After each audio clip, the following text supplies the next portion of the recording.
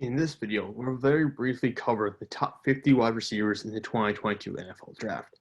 But if you want to see profiles on the top 50 wide receivers on all top 50 of them, you have to go to my newsletter, which you can find the link for in the description. It'll take you right to this article and you can read it for yourself. It's over 3,000 words at the very least on the top 50 receivers in this draft class, listing their production from the past couple of years, their physical measurements, and I got pros and cons listed out based on their physicals, in terms of their physical size, arm length, hand size, that kind of stuff, their production, and as well as their traits. So you can go check that all out for free with the link below in the description. But first off, guys who I view as locked in first round picks: Drake London from USC, Jameson Williams from Alabama, Chris Olave from Ohio State, and Garrett Wilson from Ohio State as well. I feel very comfortable. Those are the four best receivers in this draft class. After that, it gets a little bit fishy. We got Skye Moore at 5, who I think could be a late first-round pick or an early second-round pick. Then we got Treylon Burks at 6. Burks was schemed a lot of touches at Arkansas. He's not a true route runner, so I am lower on him than a lot of people. I think I could actually push him back even further, if not for the fact that Christian Watson, who I have at 7, had a ton of drops in college. If not for that, I think I would definitely have Watson ranked above Burks. 8, Jahan Dodson. He's 178 pounds last time I checked. He's just not the right size to play outside the slot. He's got to be a slot receiver. So that inherently makes him a limited player, in my opinion.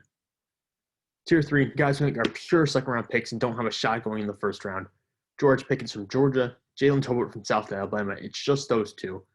Tolbert, I think, has really good build-up speed to threaten all three levels. And Pickens, so long as the medicals check out, well, I mean, he was tremendous as a freshman. He was pretty good in his sophomore year. As long as the medicals check out, I think he's going to be a I'll call it top 60 draft pick for sure. Maybe even top 50 or top 40. Then in tier 4, these are my third-round selections. John Metchie from Alabama, who might have to play in the slot in the next level. Justin Ross from Clemson has lost quite a bit of steam because he really tested poorly at his pro day. But he just has not been the same since he underwent that fusion surgery. I think it was fusion surgery for a spinal cord injury he had, or a congenital condition he had a couple years ago, which caused him to miss the entire 2020 season. Clearly wasn't the same player in 2021, and I'm hoping he gets back to his usual self in the NFL. 13, David Bell from Purdue. 14, Alec Pierce from Cincinnati, a really good height, weight, speed receiver. On the opposite end of the spectrum, 15, Calvin Austin, very small, pure slot guy, probably a return man as well. These guys I view as all being worth third-round picks. Then we get to the fourth-round selections. Khalil Shakir from Boise State, probably a slot option. Romeo Doubs from Nevada. Kyle Phillips from UCLA, who's definitely a slot option. Wan'Dale Robinson, another definite slot option at 19. And then we get into the fifth-round picks. And Danny Wright, who I have at 20 overall, is a player that I think a lot of people consider to be underrated. I personally don't really see it with him, but I know that a lot of people will probably pound the table for him going as high as the third round. And we got Malachi Polk from Mississippi State, Samori Toure from Nebraska, Javion Healy from Coastal Carolina at 23, Bo Melton at 24 from Rutgers, another guy that some people really like to go potentially as high as the fourth round. Eric, all right, be patient with me on the last names, guys. Eric Zukanama from Texas Tech. I'm going to look at the pronunciation for that after this video and make sure I have it down for the draft this weekend. But again, a guy who got a lot of size and could really potentially be a good player downfield, but also creating with yards after the catch. 26, Charleston Rambo, a player who really stepped up this past year from Miami and had a pretty good Shrine Bowl showing from what I could tell. 27, Kevin Austin Jr. from Notre Dame, height, weight, speed guy. Velus Jones Jr. from Tennessee, a very older prospect, about to turn 25 years old, but a really proven return man. Tyquan Thornton from Baylor, that's a speed option. Gene Dixon from Nicholls State, good size, decent speed, fairly well-rounded combination, and a player who has 2,000-yard seasons under his belt in college. Tanner Conner actually ran track at Idaho State, and he's really freaking fast, and he's big too. Almost 6'3", 230 pounds, and he ran a 4.37. So he's the extreme end of the height, weight, speed guys.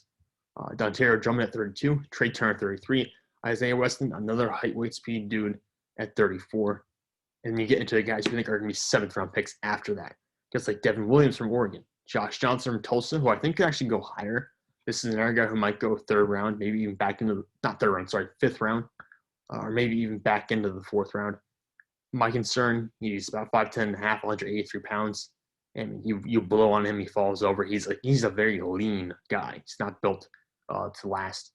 And he's probably just gonna be a slot dude. He's got good speed, but not someone I think is going to be highly impactful for your team, in my opinion. J.R. Stearns from Western Kentucky, incredible production this past year, plays above his size, but he is still 5'7", 183 pounds. There's only so much you can do with that. Cory Roberson, slot receiver from Wake Forest at 38. Reggie Roberson Jr. from SMU at 39. Jalen Naylor at 40 from Michigan State. Another guy I think a lot of people are higher on than me. So I think he could go a lot higher as well.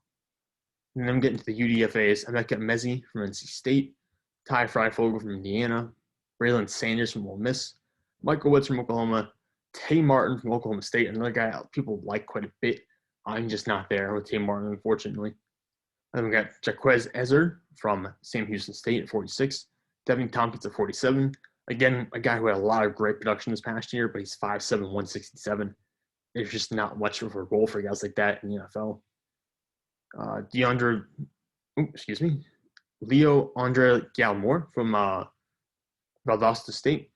Again, a guy really good production-wise, but just undersized, 5'10", 171, according to Valdosta State, just not big enough to really play in the NFL consistently. Corey Sutton from Appalachian State at 49, and then we get Derike Young from Lower Rhine at 50. Guy was 6'2", 223, with 32 and 1/8 inch arms. A really interesting prospect who actually got a lot of carries. So if you're looking for your DK Metcalf type dude, this guy had over 300 rushing yards in 2018, 2019. So maybe someone to consider. But that's all from me, guys.